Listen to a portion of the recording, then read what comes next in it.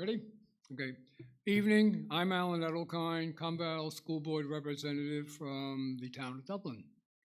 On behalf of the Conval School Board and Administration, I want to sincerely welcome members of the Conval community to the third quarterly scheduled Conval Community Forum.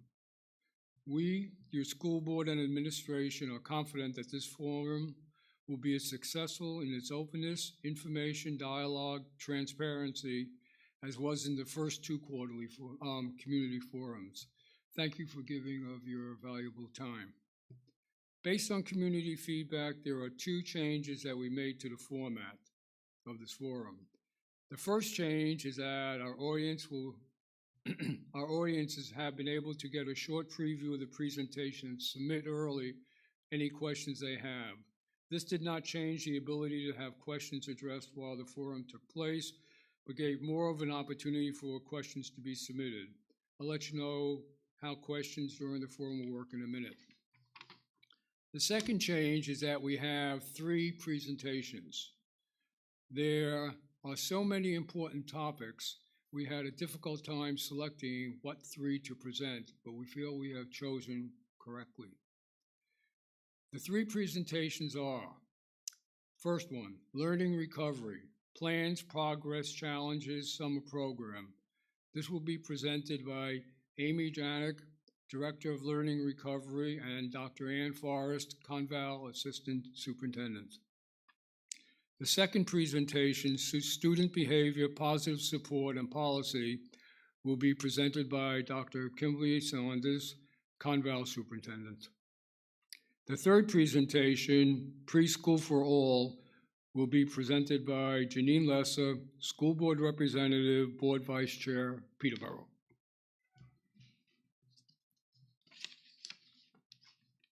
How the forum is organized: there will be 3 presentations, each with its own question and answer period following the presentation. There will also be time allotted after the third presentation and its questions to answer for open, relevant questions from both in-person and live stream audiences.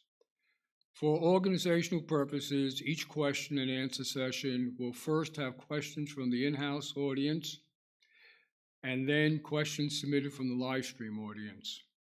In-person questionnaires will be selected by our moderator, Tim Thurberge, for presenting their questions and coordinating responders. Live stream questions will be sent to an email inbox set up especially for this forum. These questions will be organized by 2 school board members, Liz Swan, School Board Representative from Temple, and Kira Christian, School Board Representative from Bennington. Liz will coordinate reading of the questions submitted and will coordinate the selecting of the respondents. To submit questions to the email inbox, please use forum@conval.edu. That's FORUM @conval.edu. Also, please add your name and town to your email.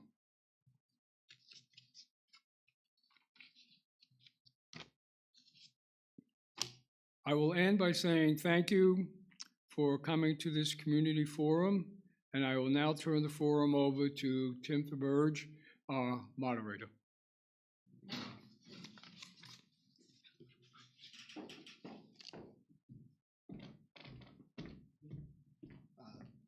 Thank you, Alan. Do not adjust your glasses or TV screens. I am wearing a shirt and tie and a suit coat. With the return to office, everyone on my Zoom calls is now in shirt and ties and professional attire, and I was the only one in a hoodie. So I have had to modify my appearances. I am one of the few that's still remote. Thank you all for coming tonight or logging on to join us. Thank you to Alan and the Communications Committee for their work. Thank you to the administration for the effort you have put into preparing some of these presentations, and for the fact that by the time we're done this, you'll have been here for about 14 hours today. So we do appreciate that. We know this is a lift for you. We have asked you to do things we haven't done before, but we do believe that these forums are valued by our community members. The feedback from them has been good, and I hope the same for this one as well. So please remember, if you are watching remotely, you can send in those questions as you think of them, as you're listening to these presentations, or if you're here, we'll call on you at the end of each presentation. So with that, we're going to start with our learning recovery presentation with our Director of Learning Recovery, Amy Janik, and our Assistant Superintendent, Dr. Forrest.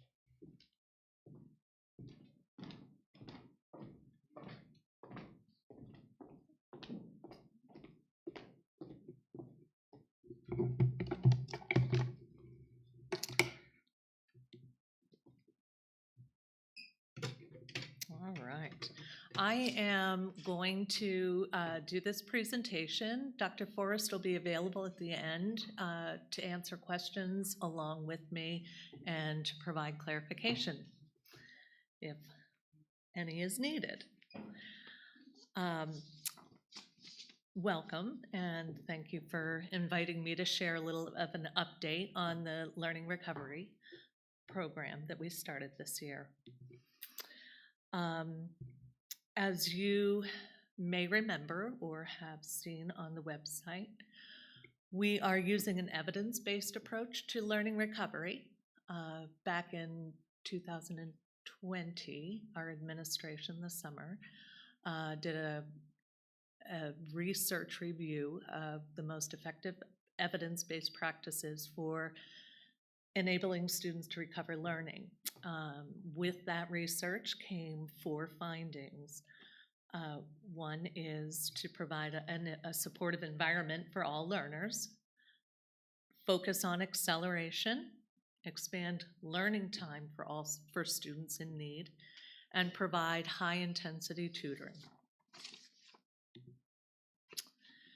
I'm going to spend time digging deeper into each of these evidence-based practices.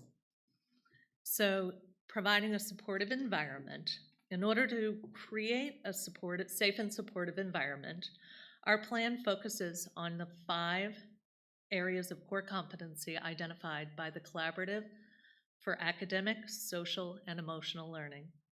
These 5 competencies include self-awareness, self-management, social awareness, relationship skills, and responsible decision-making. Additionally, our plan emphasizes the importance of explicitly teaching the above skills. And finally, we agree that our schools will use specific restorative practices. So what does this look like here at across the Conval school districts? Our vision is that all schools use a multi-tiered system of support.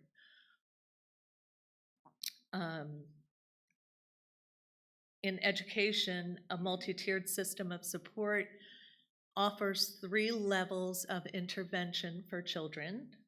The first tier is our practices that are used to support all students in being successful in the classroom.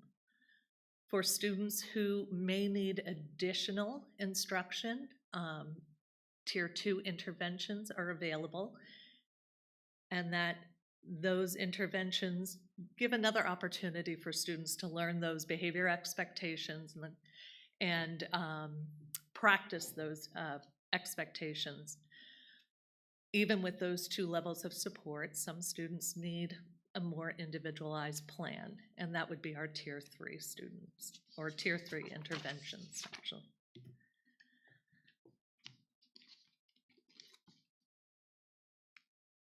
We also, all teachers create a safe and supportive classroom environment. Our goal is to have responsive classroom practices aligned K through 8.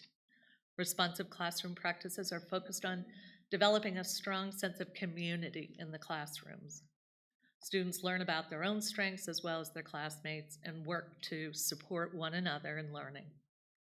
Additionally, teachers use responsive classroom practices to teach classroom routines and assist students with self-regulation. Practices are shifted and are to meet the developmental needs of the students.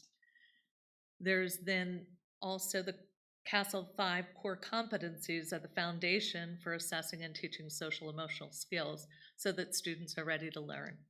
Additionally, we have embedded in our plan peer coaches to focus on supporting teachers in implementing social emotional learning for all students. So the current status with our social emotional element in creating a social emotional learning environment. At each level, our staff are working with consultants to ensure our Tier 1 system of support is aligned and consistent from school to school and grade to grade. We use consultants because we're looking for someone with high levels of expertise in areas to support the teachers. All consultants meet with each other to ensure alignment from class to class, school to school, and level to level. In order to create that supportive learning environment, elementary and middle school teachers implement responsive classroom practices. At the elementary level, the teachers are often trained during our 2 weeks of professional development in the summer. At the middle school level, we have a consultant who's working with the teachers to embed responsive classroom practices during advisory, so really building those communities at the classroom level. The elementary school has a curriculum that they call the first 8 weeks, and it is includes responsive classroom practices as well as zones of regulation, so helping children to recognize how they're feeling, whether they're ready for learning, what's in the way of getting ready or being ready to learn, and using strategies to put them in the green zone, so to speak. At the middle school, we have a consultant who's specifically working with the staff and really understanding the one competency of self-awareness and really bringing that to children so that they can be conscious of or more self-aware of their readiness for learning and make adjustments as needed. At the high school level, the social emotional and creating that supportive learning and caring environment is really focused on the fundamentals. What does that look like at the high school? I think sometimes we get involved. Anyway, so the peer coach is working with staff to really build those skills and invites teachers into her classroom so that people can see how a social emotionally sensitive classroom is run. So we have in our plan peer coaches. Currently, there are 8 peer coaches that are working on revising our curriculum, our first 8 weeks curriculum. Once that's revised, we'll bring it to the Ed Committee, and if approved, the team will orient staff around using the curriculum and providing ongoing support. And as I said, the high school has a peer coach, and the middle school is creating a plan for how they'll incorporate peer coaching into their day-to-day practices. Our second evidence-based practice is acceleration. When we talk about acceleration, accelerating student learning, we're implementing instructional practices that enable all students to engage with the grade level standards. We start by prioritizing standards, those essential skills and concepts that will properly prepare students for the next grade. Acceleration also requires that we use diagnostic assessments to assess students' background knowledge and identify needs, areas of need. And then we focus on providing high quality, engaging, rigorous grade level instruction to all students and providing scaffolds that will enable them to access those grade level curriculum and instruction. In Conval, we identified the importance of prioritizing those standards for ELA and math and recorded this in our core curriculum maps. Curriculum maps are digital tools we use that show what students should know and be able to do by the end of the grade year. Once these maps are created, the goal is that teachers use them during grade level meetings to engage in discussions about student learning and teacher instruction. In order to assess students' knowledge, the goal is to have teachers use formative assessments to identify students who may need additional support in understanding grade level standards. And math and literacy coaches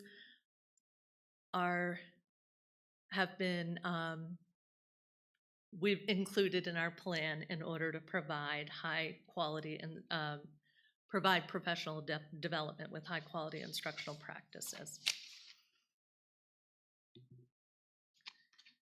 So to date, our teachers met in July to identify priority standards in math and ELA, and they adjusted the curriculum maps to reflect those priority standards.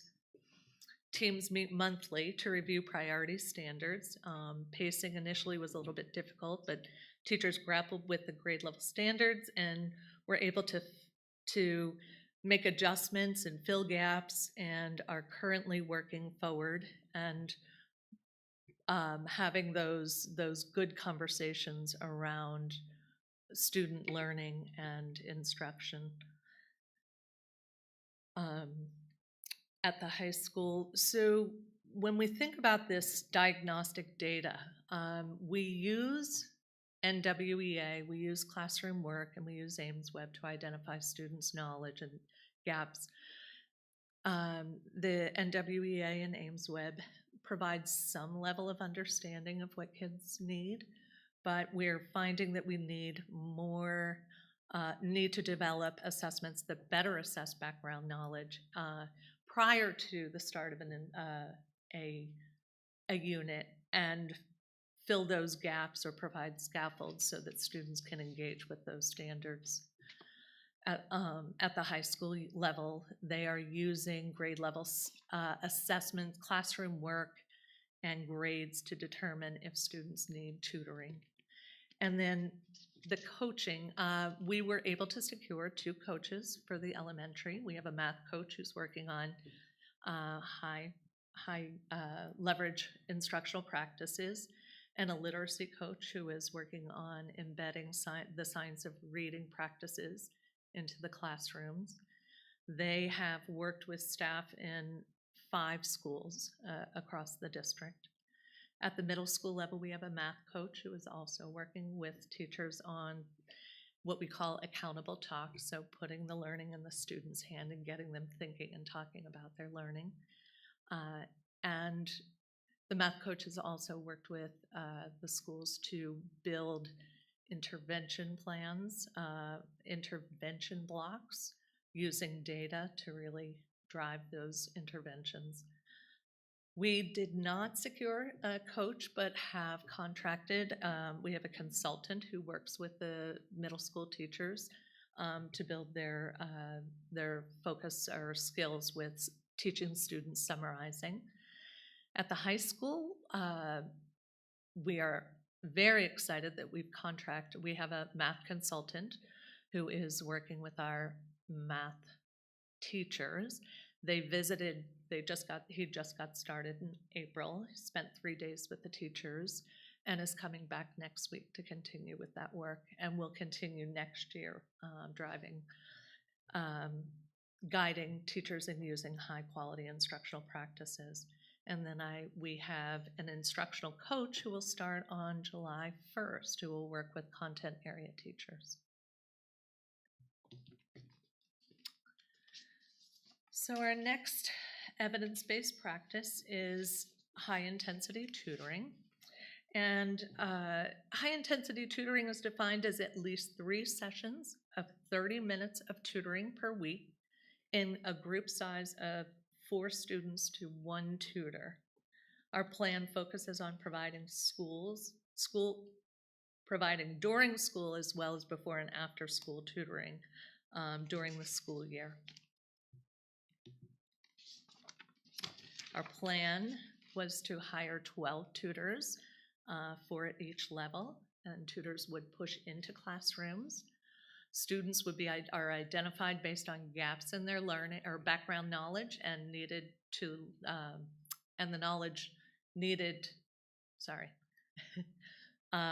students are identified based on gaps in background knowledge needed to learn grade level standards. And students participate in tutoring 3 to 5 times a week for approximately 6 weeks. Tutoring outside of the day, classroom teachers would be providing that tutoring, and students again would be identified based on gaps in learning for the grade level standard, and that students would participate in tutoring at least 3 times a week for approximately 66 weeks. And again, those sessions would be 30-minute sessions. So, unfortunately, due to workforce shortages, we were only able to secure 3 full-time tutors and 2 part-time tutors. During school tutoring tutors have worked with approximately 100 students at the elementary level. Approximately 150 students have had access to the during school tutoring at the high school. The high school tutor is embedded in the Eastern World Heritage classes and can provide in-the-moment tutoring for reading and writing in the content area. After-school tutoring enrollment is approximately 30 to 35, and as I indicated earlier, before and after-school tutoring is provided by the classroom teacher.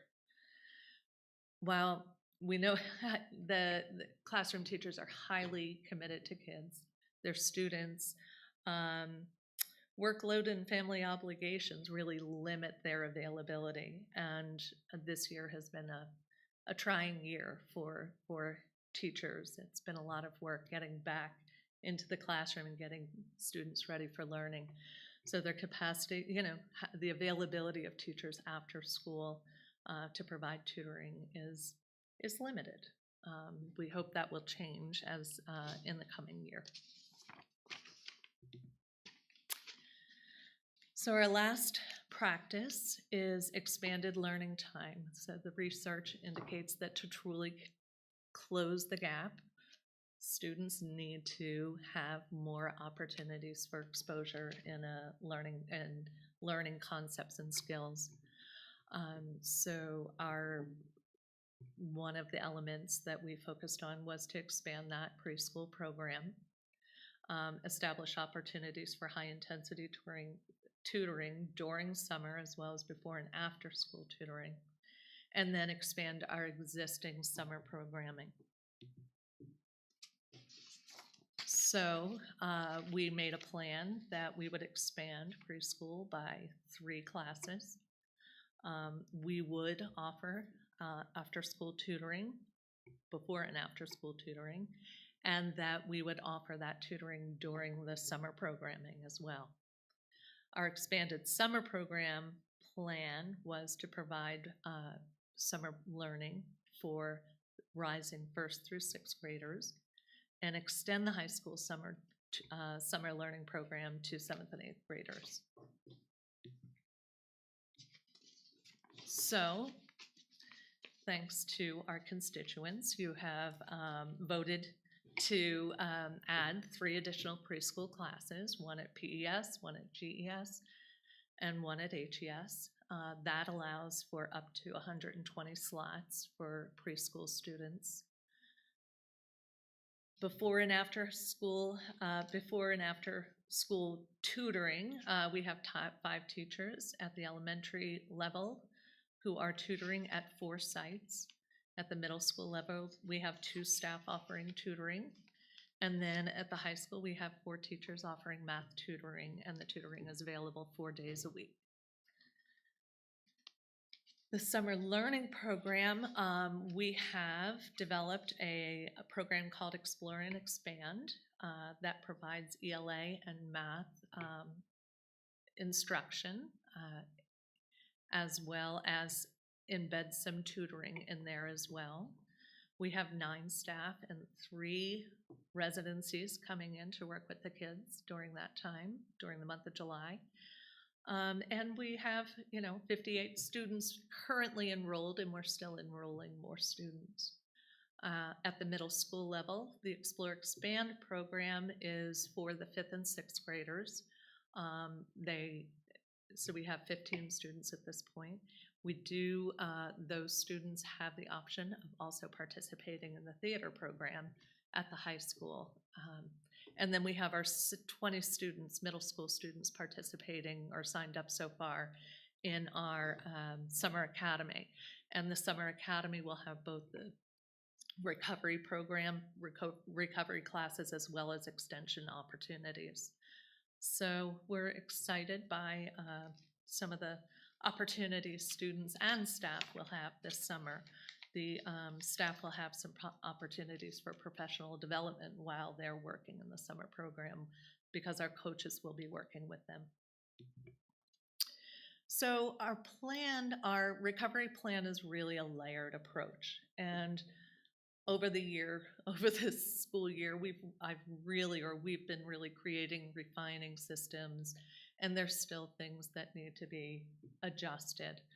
But the system, the first layer, is really focused on support that all students will benefit from.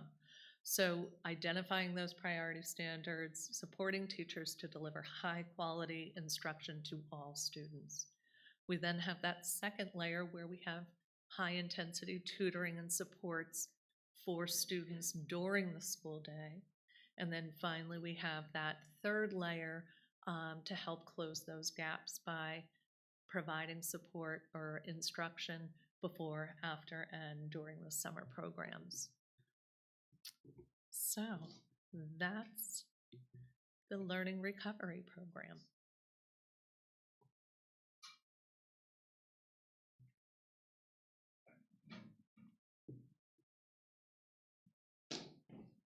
So first, we will go to any in-house members of the public that have joined us this evening that have any questions on learning recovery.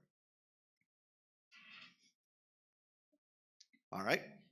Do we have any? I didn't see any on that came in from that either, right? Online that were learning recovery specific. Great. Okay. Thank you very much. All right. So now we will move on to our second presentation, which is the superintendent discussing behavior and other policies related to that. Superintendent.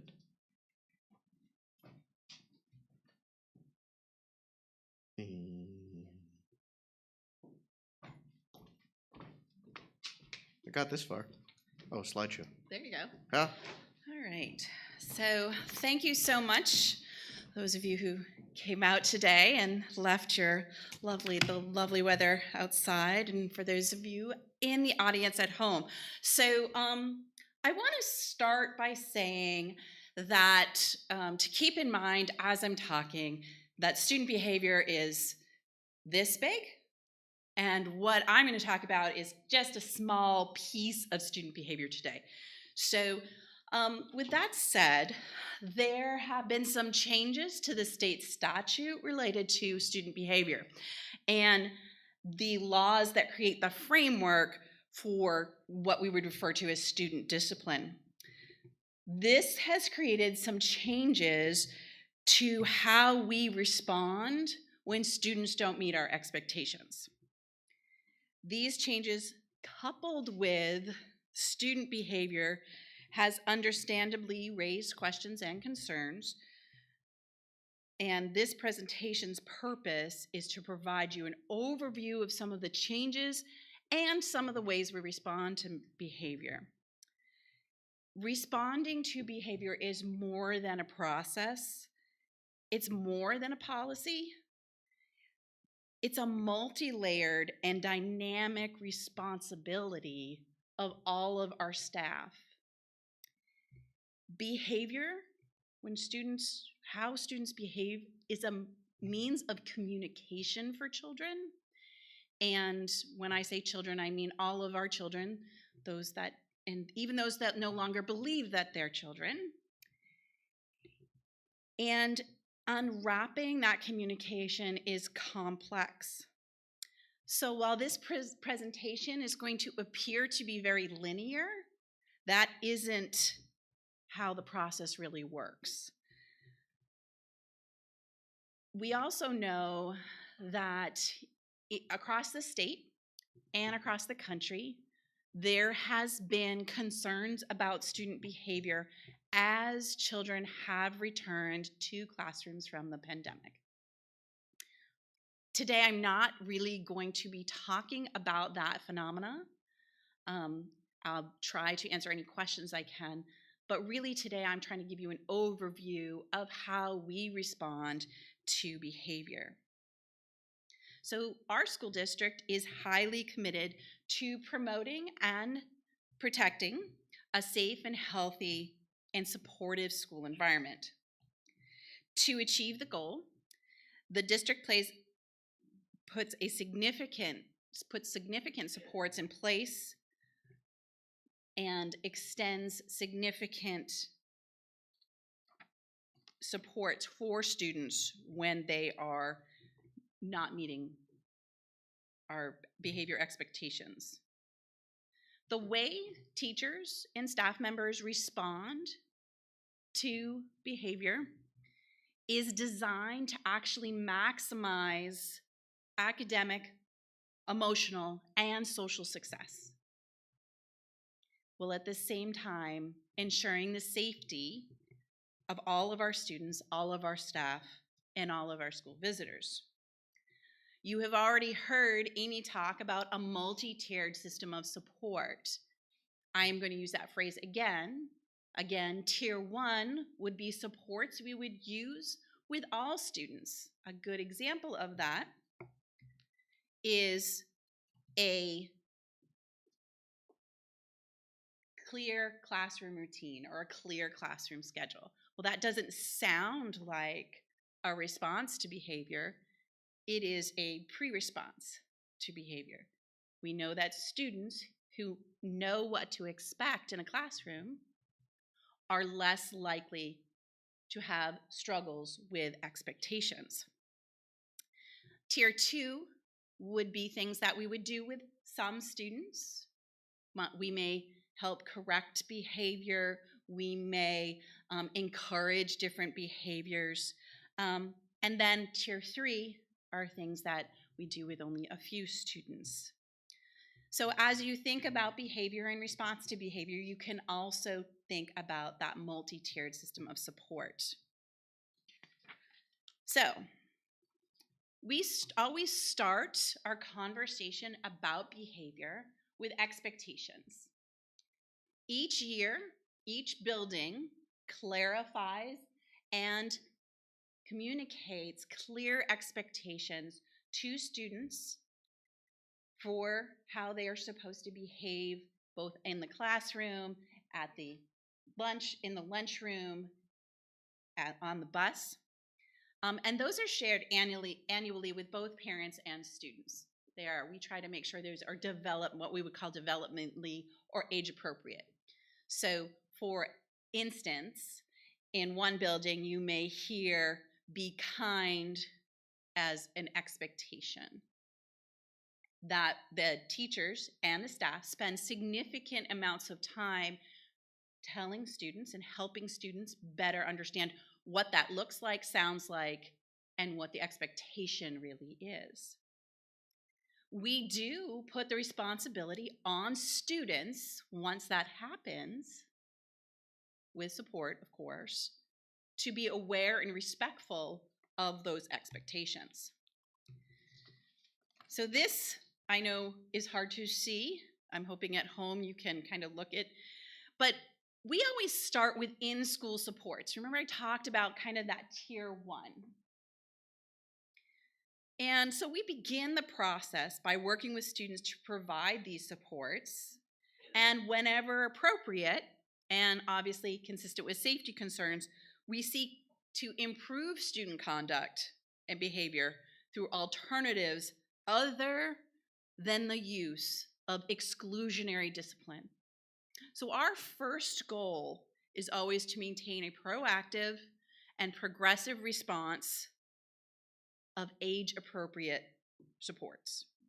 So here are just a list of examples. So I mentioned before, we try to set students up for success by making sure we have established and clear routines.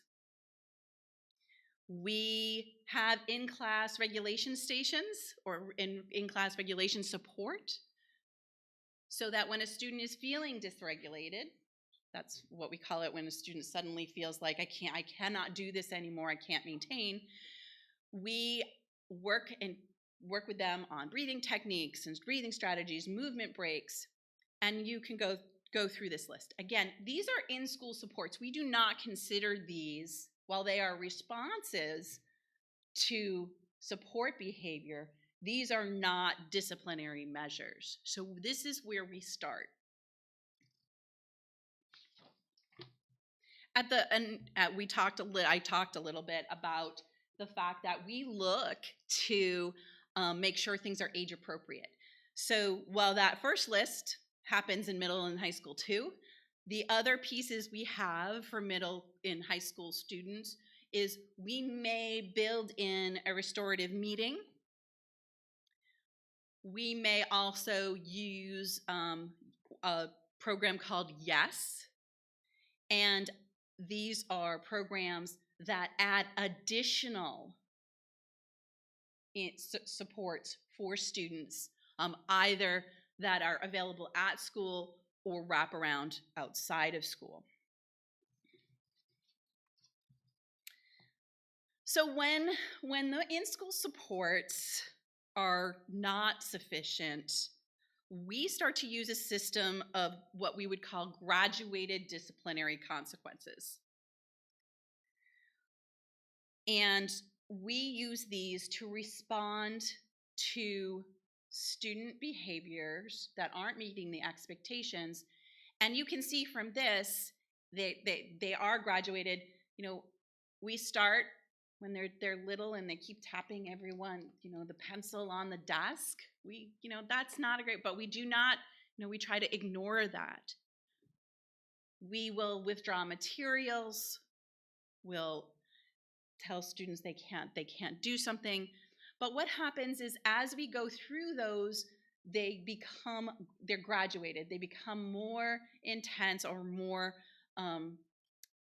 there's a larger consequence. So for instance, we might call home.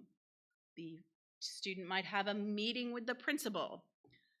We might write a letter to a parent. We might ask for a parent meeting. And again, these lists are not exhaustive. They're simply meant to be examples.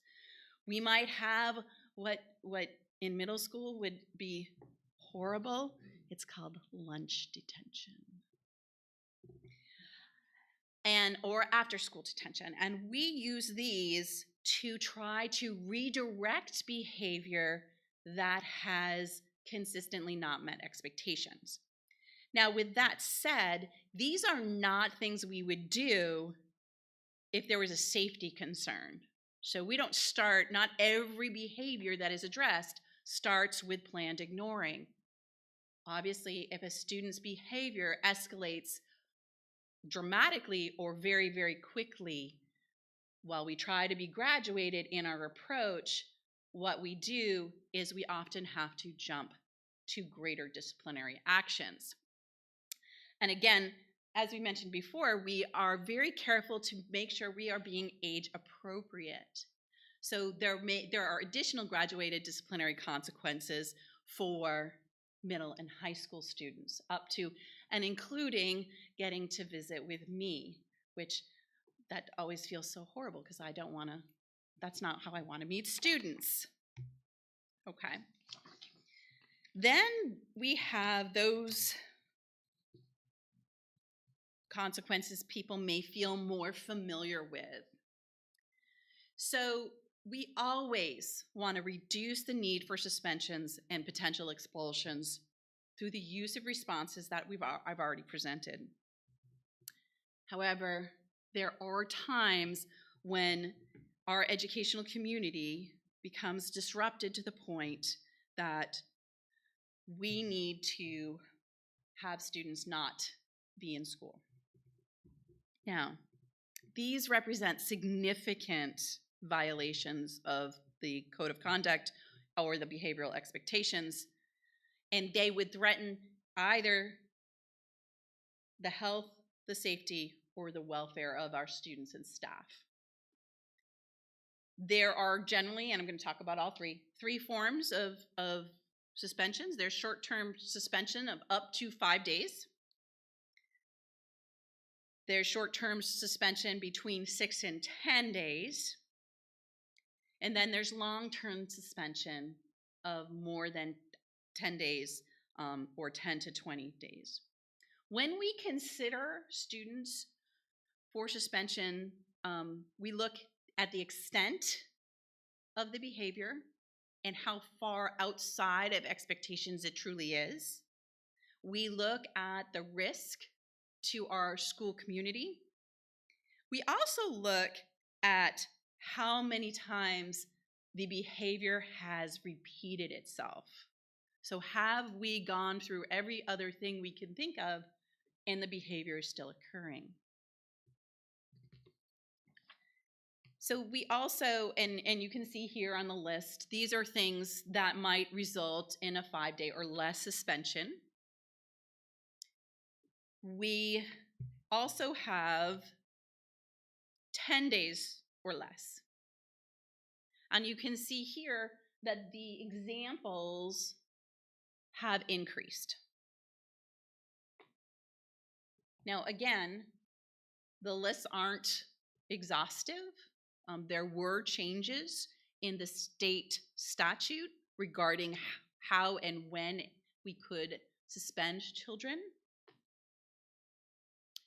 What we do when a child is suspended is we really look carefully at what has happened, what is happening with the child, what supports have we already put into place, and how are we going to have them re-access the classroom when the suspension has ended. Finally, we have long-term suspension. So I am designated as the superintendent and authorized by the school board actually to extend a suspension for a period of 10 additional days. So that 10 days is added to the 10 days that a student may have been suspended through the building. There's a very clear process called we refer to it as due process that we follow related to long-term suspensions. When we do have to suspend a student for 20 consecutive school days, that, if you think about that, that is a whole month of school. We work to set up either tutoring or we work to set up and make sure that that child has access to their classes, their schoolwork, and ways in which to continue to support their learning. Obviously, 20 days, the behaviors are extreme when we're talking about taking a month of a 9-month school year away from a student. Unfortunately, there are times that behaviors repeat or they are so disruptive. An example would be a threat to the school community or repeated necessity to suspend children. That would lead to a recommendation for expulsion.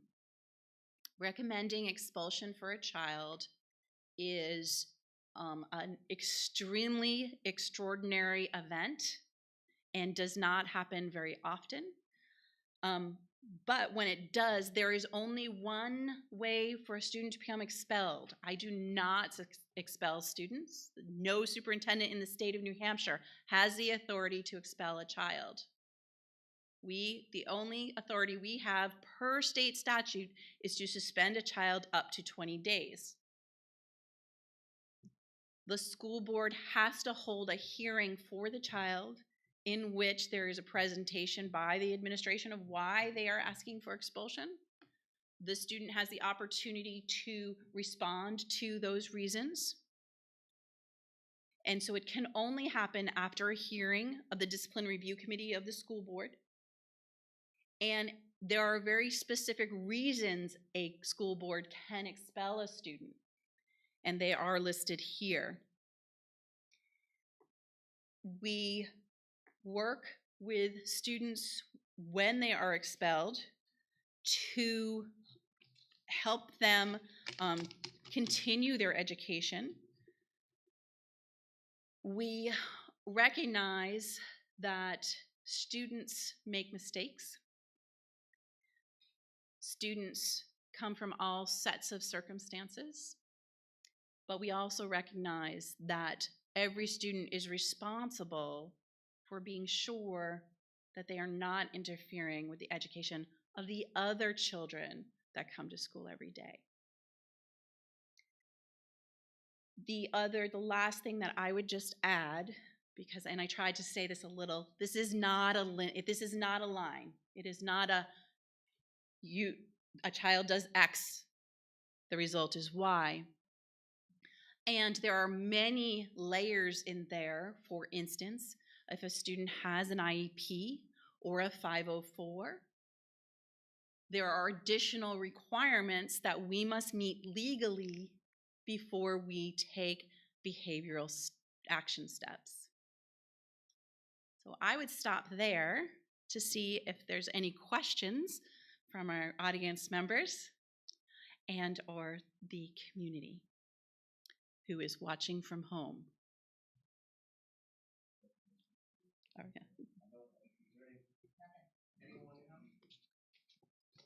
Ask me 2 questions.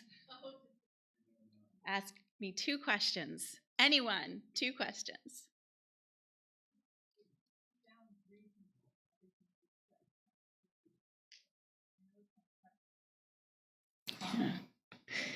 Yeah. It does look very linear and nice and neat on this presentation. It's more circular and maybe jagged a little too. Yes.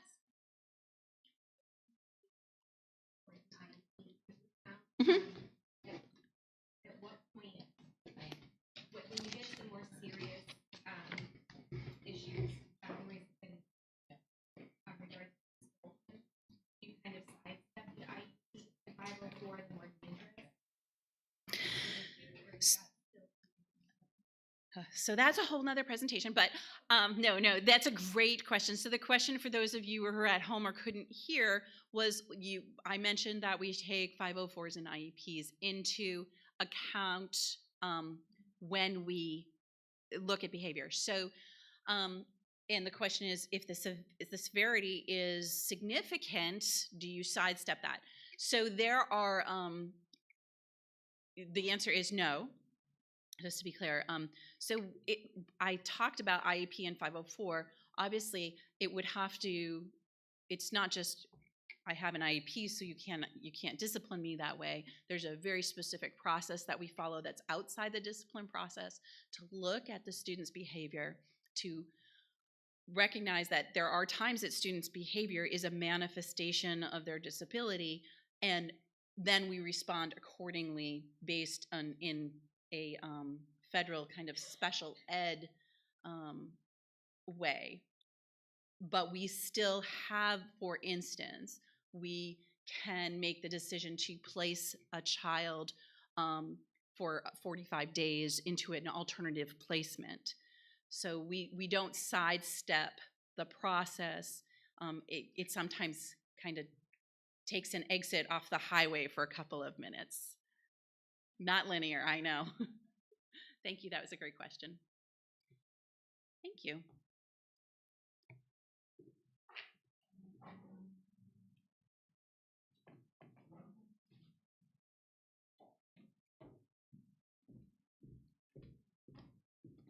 Thank you, Superintendent. All right, up next is preschool with Janine Lesser.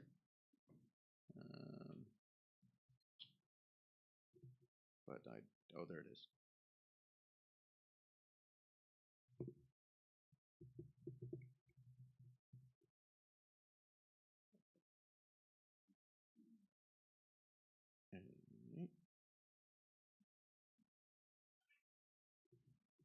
you, Tim. Isn't that perfect? I was telling Tom, it occurred to me while I was sitting there and looking at the white background with my white shirt, I probably look like a floating head up here. We'll do green screen. Yeah. So I was asked to speak about pre-K. And I know that everyone has heard a certain amount about pre-K already. We talked about it at the last forum. So I thought I would add some of the background to start out with. Like, why did we decide that pre-K was necessary to the Convale School District? So one of the first and most important reasons is fidelity to our mission and our vision. And that is we are committed to making sure that everyone graduates from the Convale, goes forth with an education and prepared to participate in their communities and prepared to be part of the world, to be lifelong learners. Any administration and board worth its weight is consistently reviewing data and identifying those strategies it might use to improve outcomes for students, and Convale is no different. We established an equity committee. We consistently look at our different types of outcome data, both at staff and board level. And at the same time, there is a very large body of research that tells us that those 0 to 5 years are the most malleable in human development. And they have the most capacity for flexibility and growth, and have significant input in setting a blueprint on how we will approach the rest of our lives, both in health, cognitive, and emotional understanding. Over the past 5 to 6 years, we've noticed here in Convale that there has been a larger and larger gap between what children are coming in the kindergarten doors with. We have like a whole spectrum. Some kids are coming in knowing how to read and write, while other children are coming in not really understanding how to hold on to a crayon or not recognizing letters and numbers. And this creates problems for children later on. It's a gap that's very difficult to make up or impossible to make up during just the kindergarten years. And it creates problems for children as they go into first grade, second grade, and third grade. So knowing what we knew and putting that together with our commitment to children and how we expect all children to be educated, we looked to pre-K. Pre-K had the potential that we were looking for. So sometimes when people think about kindergarten and being ready for kindergarten, what are the expectations around being ready for kindergarten? We certainly don't expect kids to come in reading and writing. That would be silly. But we think that in kindergarten they should be able to get a readiness to engage in classroom environment. Think circle time. Or to engage with their peers. Think playing restaurant.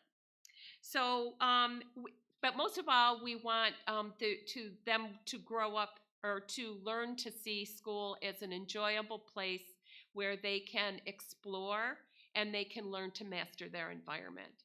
That's one of the most important things about kindergarten. And in order for children to thrive, they must have the basics before the academics can become meaningful and therefore learnable. It was clear to us that pre-K was a direction we needed to take if we were directed by our vision and our mission. So then our next job was, well, what should pre-K look like? How do we decide that this pre-K should be for all? So we looked at the First Friends program that has been in Convale for 25 years, and we liked what we saw. It has been very successful at preparing children. It was kind of this quiet little program in the background. But when we looked at it, we realized that it was an excellent place to start. It had exactly the kind of outcomes that we were looking for.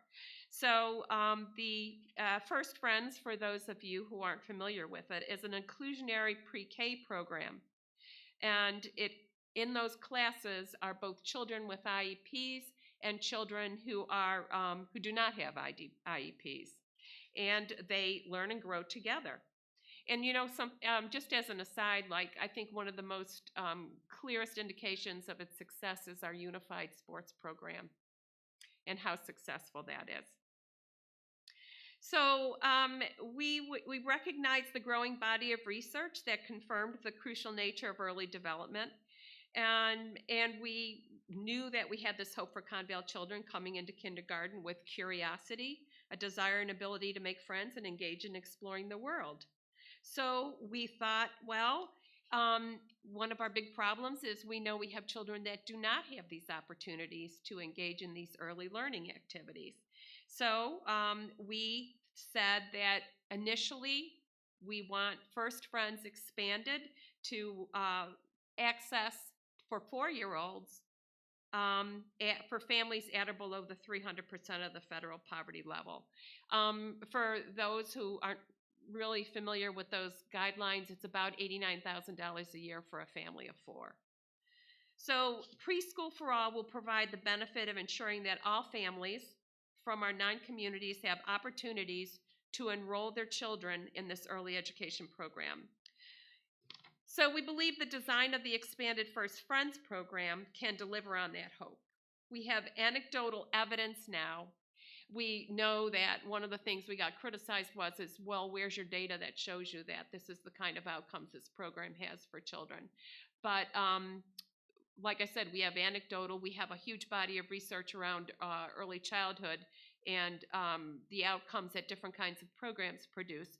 But we are committed to collecting that data now, and there are processes in place that are getting ready to, so that we'll be able to produce that data in the future. In fact, Rich Cahoon at the last community forum committed to, I think it was 70% of our graduates from that pre-K program will be ready for kindergarten. So how did we go about implementing this pre-K program?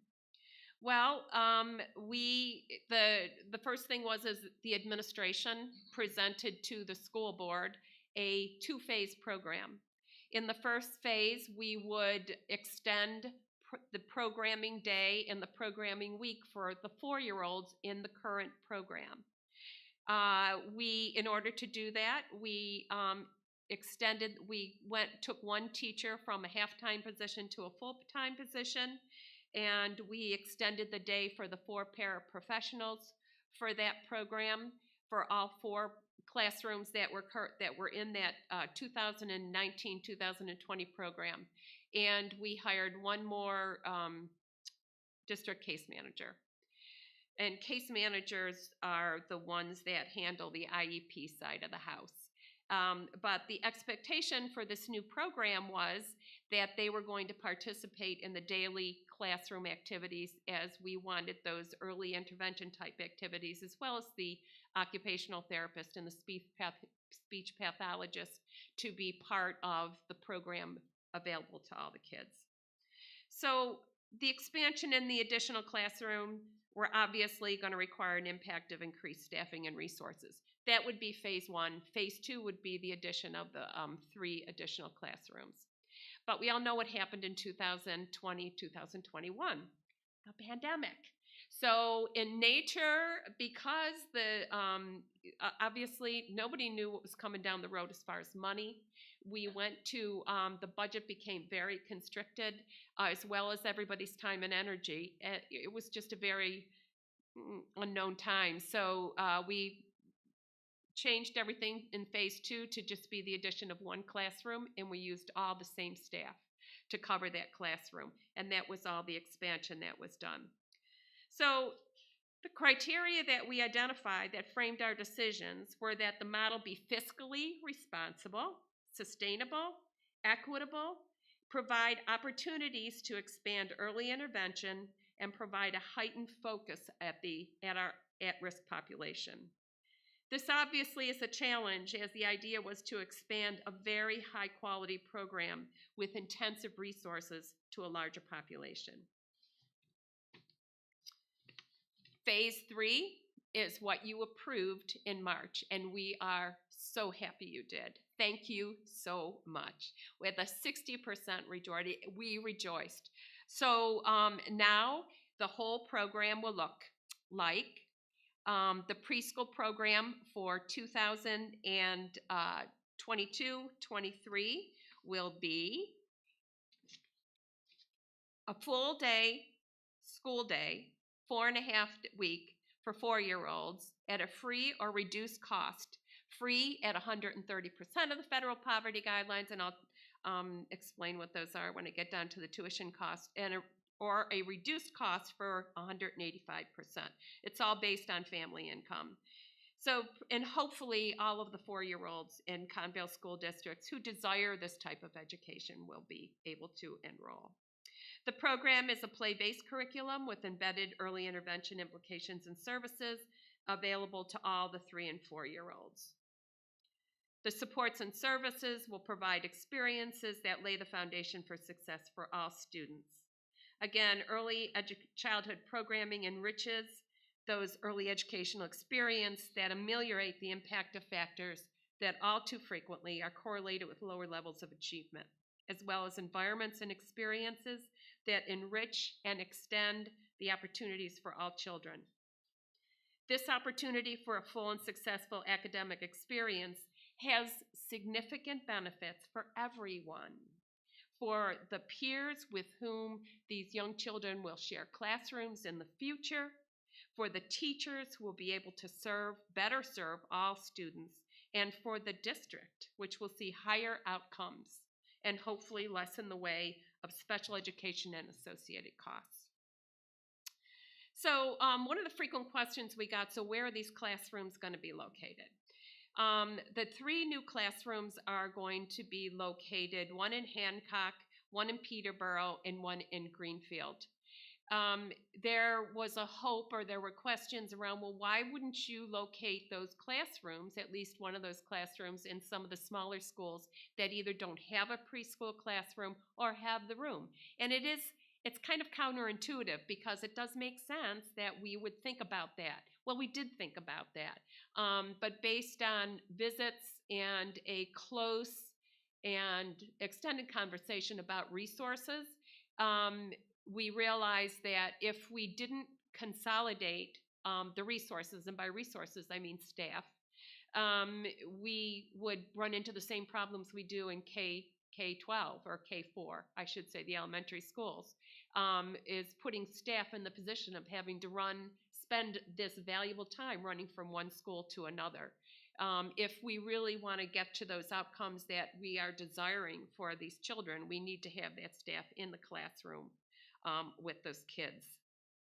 So the final configuration will be 1 classroom in Hancock, 3 classrooms at Peterborough, 2 classrooms at Greenfield, and 2 at Antrim Elementary.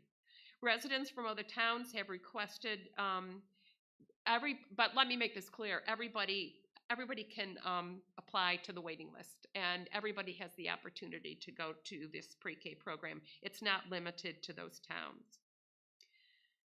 So what will the tuition be? That was another big question. We will be using an income-based sliding fee scale. The First Friends program has piloted the tuition using the free and reduced lunch scale, and it appears to be a very good tool in determining tuition payment based on need. The information is included in the enrollment packet upon preschool registration. So what is the full tuition rates for the 21-22 current school year are: the 3-day cost is $144 a month, or $1,440 annually. The 4.5-day program cost is $216 per month, $2,160 annually. It in no way covers the cost of the full tuition of the program. That's important to understand. The reduced tuition, which is an 84% reduction, 3-day cost is $23.04 per month, $230.40 annually.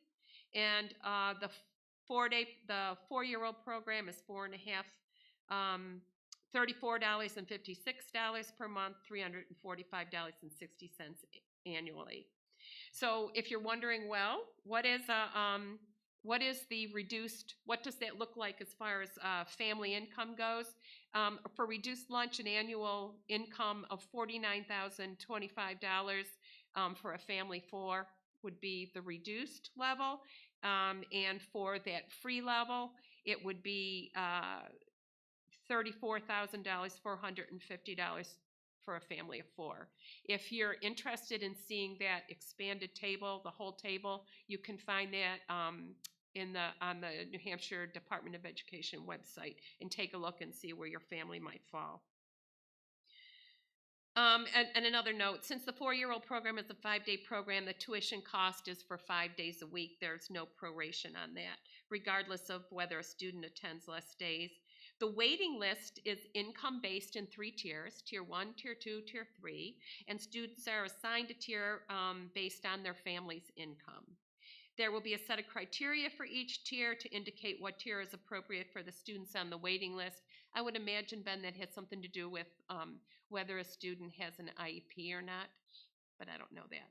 I'm not sure about that. Another big question is transportation.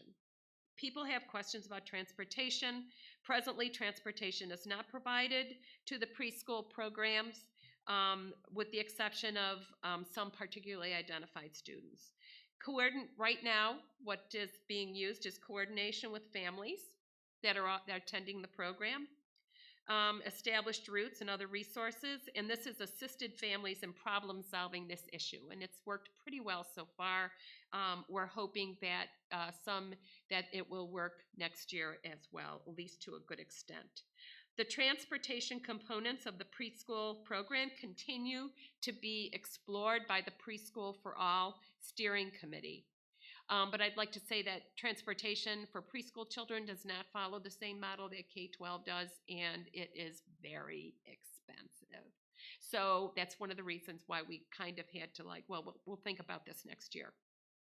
But we'll be watching that. Another question was, so what kind of outreach did you do to make sure that we were getting kids in the door? One of the questions we had at the very beginning was, do you really think you have enough kids to fill those 3 classrooms? Well, we do. So the district has run an advertisement for registration for the wait list in the Ledger for the past 6 weeks. The notice for registration for the wait list has been posted to the Conval website and Conval News, and information, and also in the individual elementary school websites. Information is shared between our 2 family resource centers, the River Center and the Grapevine, and our social worker has done outreach to families that they are working with in our community. The effort has also consistently been developed in the waiting list process. We have a 3-year-old waiting list and a 4-year-old waiting list that generates the referrals for preschool program. That's why we're asking you to sign up for that wait list. Some families on the wait list have had their children there since birth. Our wait list is robust and will assist in the placement of children for fall. That is the end, and I do have some questions that came in beforehand, and I just want to quickly go over them in case there was something that you didn't hear in the presentation, to make sure you know we heard you. So again, like we thought about classrooms in schools that don't have a preschool classroom, but it didn't make sense logistically as far as how we use our staffing resources in order to get the most out of our programming. There was also a question about some research shows that pre-K does not produce the results in later grades that is promised, but Carrie Coates provided a list of research that people could look at. Maybe we should publish that somewhere. But it's the thing about this research is it's very difficult to, unless you're going to really dig down deep, because you're often comparing apples to oranges, like so many things. There's all kinds of pre-K programs. The pre-K has different levels of quality, and the children attending the programs have different levels of need. So it is very hard to say this was successful, this isn't. There was one particular piece of research that we were looking at back when the second community forum was when we were looking at that, and when I dug down a little deeper, it was a state program, and the state program gave out little bits of money, and it gave little bits of money to all kinds of programs. Some were more successful than others, primarily because they had a significant greater amount of funding behind the program, and therefore had the ability to invest the resources in the program that the other programs didn't have. So you have to be careful when you're looking at the research. Somebody had a concern about, are we hiring staff away from other early care and education programs? And that's a legitimate concern to a certain extent, because everybody's having trouble hiring for early education programs. It's tough. We're not exactly looking at the same pool of people. We're looking at certified teachers. And we really like to see like a double certification in special education. So I'm not sure. I don't know that if it was a Venn diagram, we'd probably be the center part. Some, but two different universes for the most part. And then somebody was concerned that we were pulling resources away from the early elementary grades and putting them in the pre-K program, and when the early elementary grades needed them so badly, and trying to recover from our pandemic organization or our pandemic. But you just heard an incredible what our recovery program is. $2 million program fully funded by the federal government, and it is extensive and deep, and I'm so excited about it, because as you can hear from Amy's explanation and progress on that program, it has the potential to bear fruit far into the future for our teachers and our students. I think that was about it. Oh, one of the other questions that was, have you considered parents have to work in the hours that may prevent them from being able to send their child? And yes, that is a concern. It is a concern for us.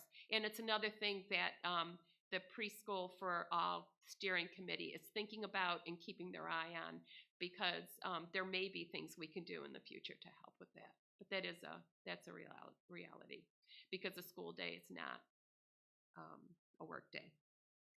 Are there any other questions? I don't know. I think you covered them all. I was trying to. Let me go in-house first. So I'll go in-house first, because we're still plowing through all the questions that came in remotely, and the presentation actually covered about 90% of them, I think.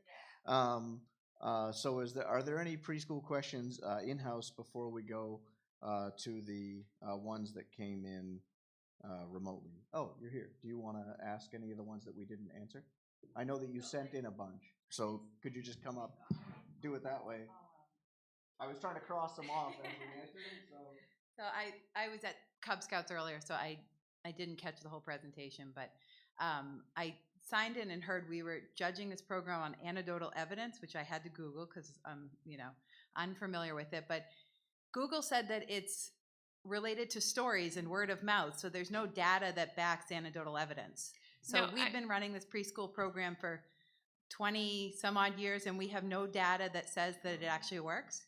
And then my other question while I'm up here is, why are we not requesting that parents pay more if they can afford more? Because I sent my child to Harrisville, I paid, I think it was $800 a month. And given the option, yes, I would gladly pay $100 a month, but I would probably also gladly pay $500 or $600 or $700 for a good program if I had the funds to do that. So why aren't we kind of supplementing the budget with funds from parents? Okay, so let me answer the first question. Do you want to answer that question?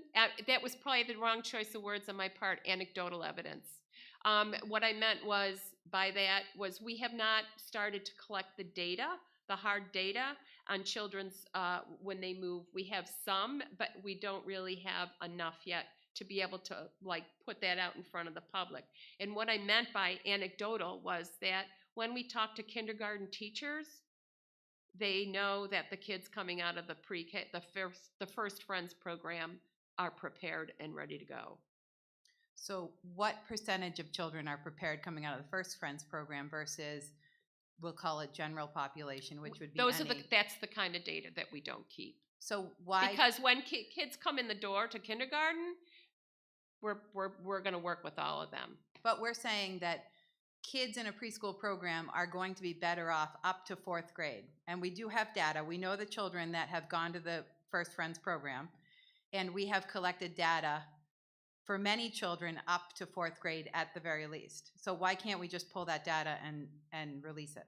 Well, I don't think it's just I mean, Kimberly, correct me if I'm wrong, but it's not a case of just pulling that data. So it isn't just a case of pulling that data, which it does sound like, oh, well, let's just pull the data. So remember, the First Friends program was not just a program for ConVal students. We had other students coming in. So not all of our students are still even here. The other piece is that the First Friends program has been primarily a program to ensure that we are meeting our obligations to IDEA, which means that the students that come to that program, while we are often tracking their success as far as their IEP is concerned, we are not necessarily tracking all of that other data. Now, we could go through and find, like you said, we could find all the Ames web data and all those pieces. And to a certain extent we did, but our pool is so small that what I would say to you is that the First Friends program shows significant success, but with a pool that small, the statistics are not as strong. And while the program's run for 25 years, our pool of data on kind of that hard data, the hard data that you're talking about, is not that far back. So if we don't have any data and we don't have any benchmarks, No, then we how, do have data. how are we going to But judge what if I'm the telling program's you going to is work? that the data that we have is a smaller pool than we would say would be statistically significant to be able to say, look, we are absolutely 100% positive that it works. So we do have data, Serena. It is just not data that we can just throw out there for a whole variety of reasons. Part of it is because the pool is so small, you would be able to identify individual children. And that is something that we can't do until we have more data. Okay, so that's a good intro into my next question, which I think you probably hit on. But a lot of children do not have access to transportation. How are we just ignoring those children? No, so right now we have 4 classrooms. We have 5 classrooms. We have 5 classrooms. And right now that problem is being solved by the administration of the program, talking to parents and solving it with schedules between families. And it has worked fairly well so far. As I said during the presentation, preschool transportation does not follow the same regulations and the same model K-12 does, and it's very expensive. So it was something that we are watching and considering, but it's something that we had to put aside for the sake of getting the program on its feet.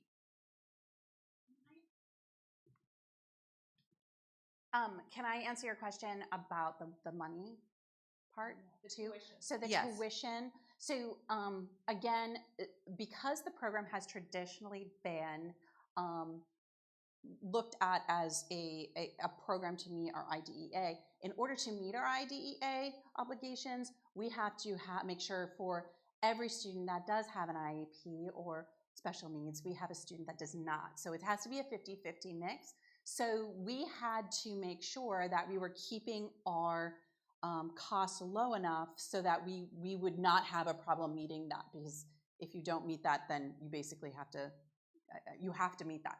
That is not, it's not an option. I don't know if the board will make a decision. They are looking at the costs. They are looking at tuition. I don't know what their decision will be as we move forward regarding tuition. I just wanted to tell you that. And then I just want to clarify for the people here and the people at home that it is 2 preschools at Hancock, 2 preschools at Greenfield, 2 preschools at Peterborough and 2 preschools in Antrim. Thank you. 2 classrooms. 2 classrooms. Okay. And currently Peterborough is full? So the wait list, so that there actually was a question I think on the forum about the wait list. So the wait lists are tiered, as Janine talked about in. Sorry, I missed some of the That's presentation. okay. That's okay. She talked a little bit about that in the presentation. So the wait lists are tiered according not just to family income, but according to the need to access a public program. So though we do have, as far as those tiers are concerned, we have met, like we can put 120 students in classrooms in September. Across the district? Across the district, yes. Okay. And what we also do, I don't know if you know this or not, and I don't even know if at home you know this, is people are able to say, like, I want to access this particular program. So for instance, someone might live in Peterborough, but they might work in Concord and they want to access the Antrim program. So they are able to tell us, I would prefer, and so they can give us a first choice, a second choice. Okay. So it's, yeah, preschool's a little different. I might have missed it in the presentation. So is there going to be an intake evaluation for all the kids before they get in, so we know if they need IEPs or what level they're at? So actually, can you still hear me? Yeah. So actually, students who are, we have I actually might kick, I don't know if you want to come up and talk a little bit about, we have in conjunction with several other services in our community, those students are often identified as early as 2. And so they're coming to us from other places as identified. So there's very specific flags, for lack of a better way to put it, that go up during the course of a student's young life or a child's young life that would indicate that they would need a developmental preschool program. I'm going to turn it over to Ben, this is Ben Mentor. He is our special ed director. Yeah, so we have an early childhood process for children, when they're 2, that we're able to, through our child find process, children are referred, and we can evaluate to determine whether students need additional educational services. So that happens throughout the year for students. Can you speak on that a little bit? Because I don't know if every parent knows that if their child needs services, they can get them Right. through Well, or in general, be identified right. So through the school district at 2. So we have a child find obligation for all students that are within our district, in terms of if your child has special needs, a parent can refer their child for special education. In this process, we work with there's different agencies to go through a process to ensure that we're identifying those students. Also, when students enter our preschool program, it's a highly integrated program with a range of staff. So part of having our related services staff, part of the preschool program for all students, our speech language pathologists, occupational therapists, we have many eyes on students, and we're able to help work to support all students and to identify whether there's needs for early intervention or additional supports for students who start in our programs. Okay. I hope that the program works and that you are able to identify the kids most in need, because I think we often rely heavily on parents, and sometimes parents fall short and they just don't know that their child's not at the level they need to be at. And if a parent comes forward and asks for that help, I'm glad it's there, but a lot of children just don't have that advocate on their side, and I guess that's my concern. Before I go, does everybody get the significance of my slide? I want to make sure. Well done. Any other in-house questions on preschool? All right, I'm gonna rifle through. I think we've covered most of them, but I know there were some from a couple of other people. Those were busing. That's not busing. So the other one we covered actually earlier. This was from Lisa Worth in Dublin. Why do we budget for preschool, but this amount of money is not being budgeted for the children we already have in the district to help them catch up? We're actually using $2 million or something worth of ESSER money. Sorry, sorry, I missed it. No. For that already. That's why we don't have to budget for that out of the other budget that's coming directly from federal funding. And I think that's the rest of the preschool questions. I think. Yes. You don't think I missed any, right? That about covers it? Okay. All right. So I'm gonna move back.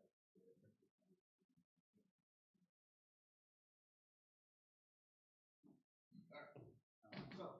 Thank you to our presenters. Thank you for all of the questions that have come in thus far. Here we go. Beautiful night sky. You can actually, depending on how clear the night is, they almost look that dark around here. And we're lucky to actually be able to go outside and see the Milky Way. You should, if you don't, on a regular basis, I encourage you all to go outside and look up, because although we're not quite a true dark sky officially, it's dark enough to often see some phenomenal views around here. So every now and then, when it's not a full moon, go outside and look up. All right. So we have now entered the general Q&A portion of tonight's session. We have about 30 minutes left of scheduled time, so we'll try to get through those. Are there any in-house general questions on anything we haven't covered yet? If so, please come up to the mic and you can ask away. If not, I'll start on the ones that have come in. Step on up to the mic, who you are, where you're from, and then we'll allocate out the questions. Hi, my Hi. name's Kimberly Markham, sorry, That's right. from Dublin.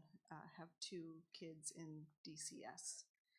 And I'm just expressing my concern about something we learned of recently, where there's someone in Dublin who has requested to have all 3rd and 4th grade materials provided to them so they can review everything that's being taught to the 3rd and 4th graders in the district. So I want to express my concern that one person can create such an incredibly large amount of extra work for our teachers, for the staff, and for our district, that what one person has requested from the district places an unreasonable burden on those people who have already been tasked with the heavy lift of teaching and caring for our children. I'm an ardent supporter of transparency in our public institutions, but this type of request goes far beyond typical oversight. It's frivolous bureaucracy, and it amounts to micromanagement. Personally, I ask a lot of questions about what happens in our children's school and in the district. Asking questions is appropriate. Second guessing every decision that our educators make is not appropriate. It shows a distinct lack of respect and trust in our teachers. They are the experts when it comes to understanding the needs of our community's children. We need to give them the latitude to make sound decisions so they can act in the best interests of our children. Our district constitutes a democracy and we make decisions as a community. Everyone should have a voice, but no one voice should be so privileged that it drowns out the voice of the will of all others. Thank you. I mean, so obviously, I mean, we get requests about curriculum fairly regularly, so I don't know if you want to sort of So answer that from that what Kimberly perspective. is referring to is not this Kimberly, is a right to know request that we had from a resident in the community. So a right to know request, people can have a right to know request about a variety of things. You may recall that there was a petition warrant article on the ballot that asked to have all learning materials in the school, the town libraries in each town. I believe that it was me at deliberative session that expressed that that would be, was it me or was it you? It that may have been expressed me, it may have been Catherine, I think it was the three of us that. that spoke on the that. amount of learning materials wouldn't necessarily fit into our public schools, and that the expense of keeping those materials sorry, not our public schools, our public libraries, the expense would be significant to both initially put them in, because many materials we buy enough for our students, but many materials also come with some pretty significant copyrights. So we didn't, so some of the people involved, so we did say that, and we said at that time that, you know, anyone can request those materials, and we would be obligated to produce and have those materials be reviewed for that person. So that's where we are right now. And those include learning materials, curriculum, and instructional materials for 3rd and 4th grade, as well as professional development materials for the staff. So that's where we are, and it is taking an inordinate amount of time to make sure that we have all of those materials from all of our 3rd and 4th grade teachers, and so we will meet that right to know request, and we'll move from there. And maybe the people will be satisfied to know that we can do that if we need to, and find whatever it is they're looking for. I wish I knew. Or not. Or not, as the case will be. Thank you for that. Any other in-house questions before I go to the pile? All right, I'll go into the pile, and then if you have any others, you can come back. Oh, sorry, sure. I can't see, just FYI, they have blinding lights. So if you raised your hand, I'm sorry. I'm Carrie Higley. I have 2 children at DCS. I'm just wondering how many hours this compilation of materials is taking for this person. So I've actually asked people to track their time to do that, so I won't be able to tell you exactly until we're finished. Is it classroom time that's being used? We have had for some people to bring in substitutes so that they could pull their things together, yes. Okay, thank you.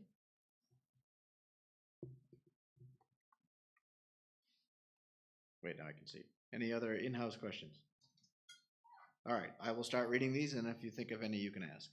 So there's a couple around busing. These are from Ellsworth Lake, who's in Hancock. What is being done to address the lack of busing issue? Having 10 to 18-year-old kids get up at 5 to ride a school bus for an hour is not healthy and probably is affecting the learning recovery plan.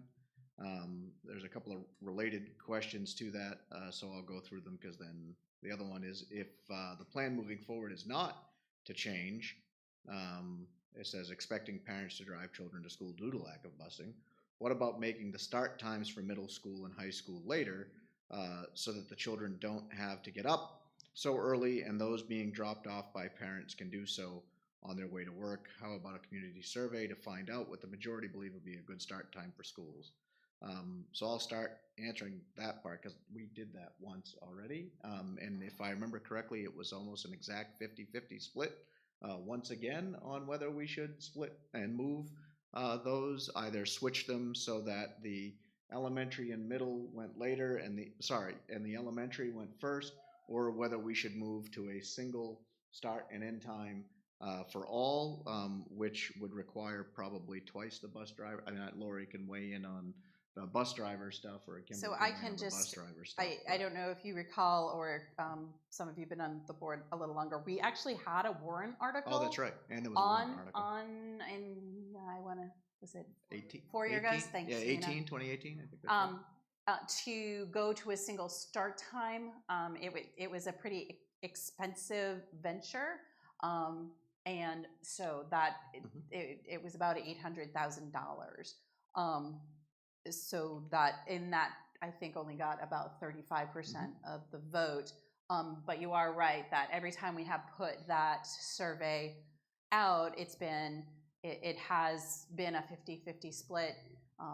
K to 4 parents being pretty adamant about their children going earlier, because I think they also are doing some of that piece where they're dropping their children off on the way.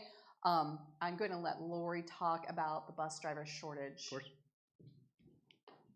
Yeah, that one, yeah, sure.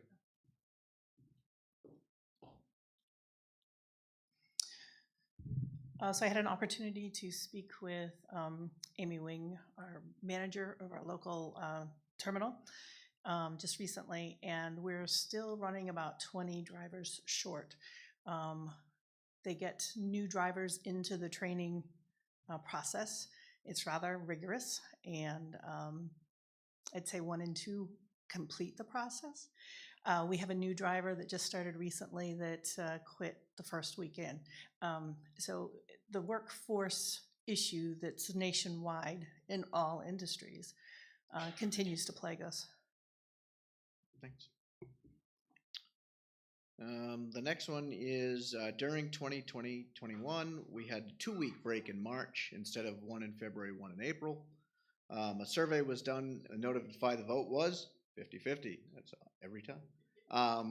So will the 50% that wanted the 2-week break in March be getting their wish this next school year? So I would remind you all, and thank you to Kira for pointing this out to me. We were doing this prior to the statute, but there's now a requirement for regional shared CTE, which is our Applied Technology Center, our Region 14, to make sure that our schedule aligns with the other districts, so that we're not, missing weeks of training and stuff like that. And so we have to work with Messinic and Conant and Jaffrey Ringe to make sure that we're aligned. And so it would actually take all 3 districts at this point now to decide whether we did away with one and moved to March, or kept both, or changed it to getting rid of February and April and doing 2. So that's now a more significant effort to make any changes to those schedules, because we have to align now by statute rather than just by practice with Messinic and Jaffrey Ringe. So that was that other one. We're so glad to see there's so much going for students' need of learning recovery. I would like to hear more about what will be offered to let students meet their potential when they are looking for more challenges, because they are unchallenged by their grade level standards. Good question. I can start. Anyone can jump in. So I know that we offer the expanded learning. I mean, I would point to, and the professionals in the room can tell me otherwise, the expanded learning program and the ELOs and ELPs that we offer to students, at least at the middle and high school level. I don't remember if we have those at the elementary school stuff. But those are the right, we have those there too, right? And so those are expanded opportunities that are not outside of the regular curriculum, but additional coursework and things that the students can sign up for. So so my youngest is at Great Brook, so there's there's the improv, right? There was, I think Spanish was one of those options as that's expanded too, right? Or is that, I always forget. This is where I stumble over even understanding the parts that are regular curriculums and expanded curriculums, but that's the expanded one, right? I always get these wrong. I swear I pay attention to what my kids are doing, and I know what they're all doing, but I forget what they're all called. So the one thing I would say, when Amy spoke, she talked about acceleration, and she talked about scaffolding. So one of the focus areas that we have when we were working with teachers is to kind of raise the level of rigor and challenge. And then when we talk about scaffolding, we're talking about, so for the kids that, how do we help kids access that? And actually, Amy and I were just having a conversation the other day that when we're designing those and working with teachers to design activities, to also embed within that the option for the students who are performing above grade level, because that is an area that we recognize we need to do more with. So that's very much a focus of ours. Great, thanks. All right, there's one more, but that's another learning curve one. It says, so learning recovery includes social skills. They would like, this is from Jessica Seeger from Hancock. We would like to understand how you will reduce screen time, which is currently preventing kids from using downtime, to develop conversational skills with their peers during, for example, elementary school lunches. There is now significant screen time use during a variety of school situations. We have all been aware of studies that show this as a detriment to development rather than an asset. I cannot speak to screen time during lunches. I can tell you that this is something that came out in our surveys around the strategic plan. So we're very aware that there's concerned parents about the amount of screen time. And one of the conversations we've been having is that reality or perception? So how often are kids on screens, and are they actually on screens as much as parents think? And so that's a genuine question.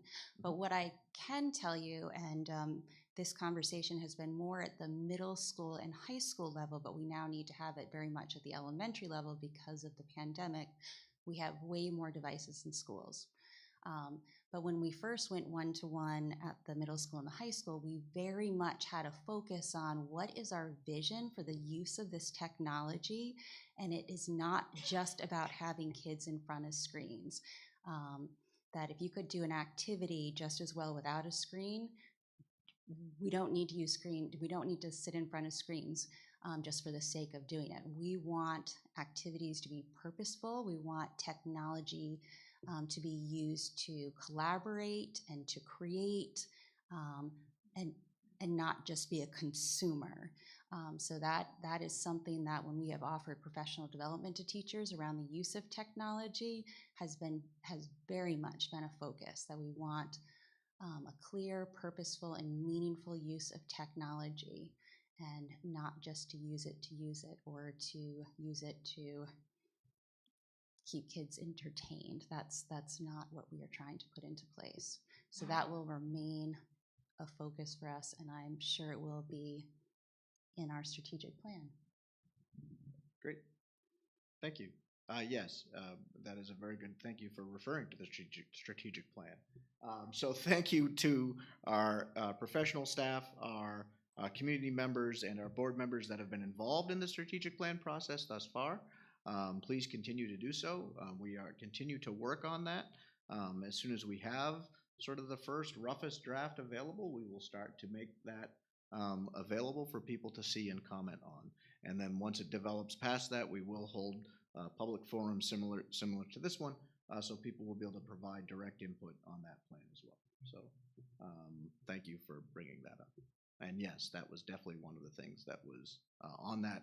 Ironically or not, the high school kids would also like better Wi-Fi, and for us to unlock access to all of the games. So that was the other side of the technology coin, which none of you should be surprised by. But Serena, I think I've exhausted all of the ones that came in. Maybe off topic, but Nothing's off topic. COVID's sticking around. So are we planning on keeping the 5-day quarantine period? And is there any plan to put in some sort of elementary remote education option for the kids that do have to quarantine during that time? So we haven't had any of those conversations. We've continued to follow whatever the CDC and DHHS recommendations are, which is why we're at where we're at on quarantine policy at this point. Okay. So what was your next question? Are we planning on implementing any type of remote schooling for the 5 days that the kids are at home quarantining? That hasn't been part of, obviously they still have access to the stuff and to the material. We make sure that they have, as I understand it, will have access to the coursework. I had a child home for 5, actually they were home for 10 days because we all got it in January, and we were sent home with 3 little reading books. Hmm. and that was it. Okay, So just so you're made aware. thanks. We can look into that for sure.